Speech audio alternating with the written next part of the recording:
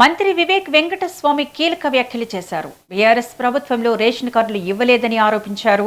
కాంగ్రెస్ అధికారంలోకి వచ్చాక అర్హులైన వారందరికీ రేషన్ కార్డులు ఇచ్చారు. కాంగ్రెస్ ప్రారంభించిన అన్ని స్కీములు రేషన్ కార్డుల ద్వారా అమలవుతున్నాయన్నారు. ఈ నెల నుంచి 3 లక్షల మందికి పింఛన్లు ఇస్తున్నట్లు చెప్పారు. టీపీసీసీ చీఫ్ మహేష్ కుమార్ గౌడ్ ఆదేశాలతో ప్రజావాణి కార్యక్రమం నిర్వహిస్తున్నట్లు చెప్పారు. తెలంగాణ వ్యాప్తంగా అందరి సమస్యలు పరిష్కరించడమే ముఖాముఖి ఉద్దేశమని వెల్లడించారు. ప్రజలు వారి సమస్యలు ఏమున్నాయో, ఎక్కడ తెలంగాణ వ్యాప్తంగా వారి సమస్యలు ఏమున్నాయో వారు వచ్చి ఆ రోజు ఉన్న మంత్రికి వారు విజ్ఞప్తి చేసుకోవచ్చు.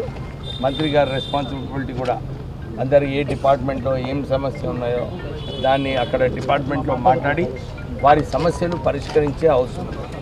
సో ఇదొక పబ్లిక్ కాంటాక్ట్, పబ్లిక్ ప్రజలతోని డైరెక్ట్గా వారి సమస్యలు ఏదైతే ఉన్నాయో దాన్ని పరిష్కరించే అవసరం ఉన్నది. సో ఈరోజు కూడా చాలామంది అప్లికేషన్స్ ఎవరైతే వచ్చినారో వాళ్ళు ప్రత్యేకంగా డబుల్ బెడ్రూమ్ ఇళ్ళ కోసం వారు మెజారిటీ వాళ్ళందరూ కూడా కోరడం జరిగింది.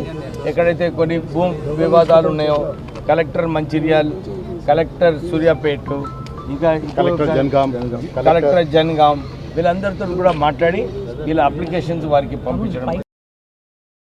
దానిలో ప్రజలు వారి సమస్యలు ఏమున్నాయో, ఎక్కడ